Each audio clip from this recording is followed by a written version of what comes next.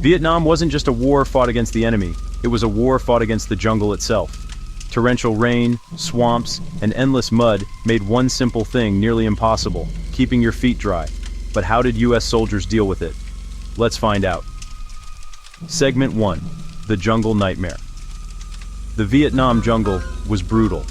Soldiers faced rain for months at a time, with humidity so high that their boots never truly dried. Rivers, rice paddies, and flooded foxholes meant constant wet feet. And wet feet weren't just uncomfortable, they were dangerous. Prolonged moisture could cause trench foot, a painful condition where the skin rots from the constant dampness. In Vietnam, it was called jungle rot. Hours turned to days, and the rain soaked everything: pack, weapon, and feet most of all. At night, there was no escape. Boots stayed wet, socks stayed wet, the ground stayed wet. When the sun returned, the heat didn't dry things. It cooked the moisture into the fabric and skin. Skin softened, then broke down.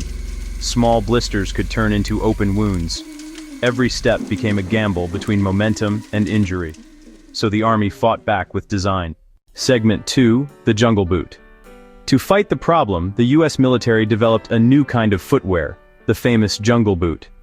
It had a canvas upper to dry quickly, a leather foot for protection, and most importantly, small drainage eyelets on the side.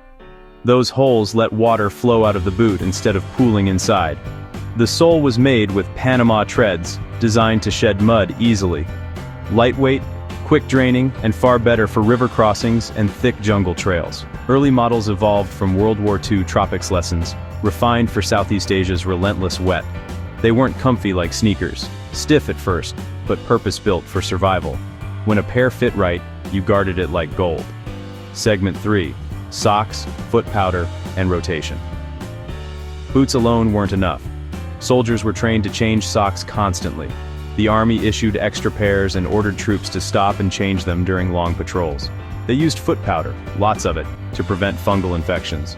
Troops tried to air out their feet whenever they could. No small trick when you were knee-deep in a swamp.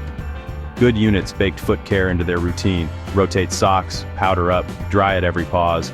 Some improvised clotheslines, others used the sun or warm canteen water to help dry gear.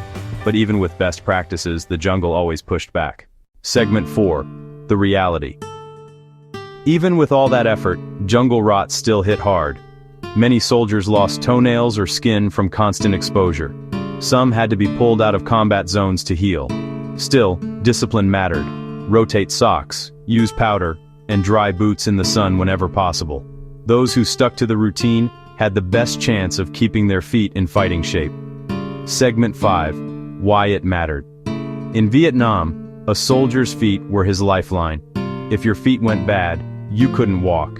And if you couldn't walk, you couldn't fight. Keeping them dry wasn't about comfort. It was about survival in one of the harshest environments American soldiers had ever faced. So next time you see photos of soldiers slogging through the Vietnam jungle, remember, every step was a battle against the elements.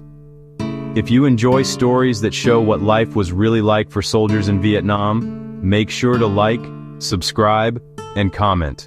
Would you survive a Vietnam jungle patrol? Stay safe out there.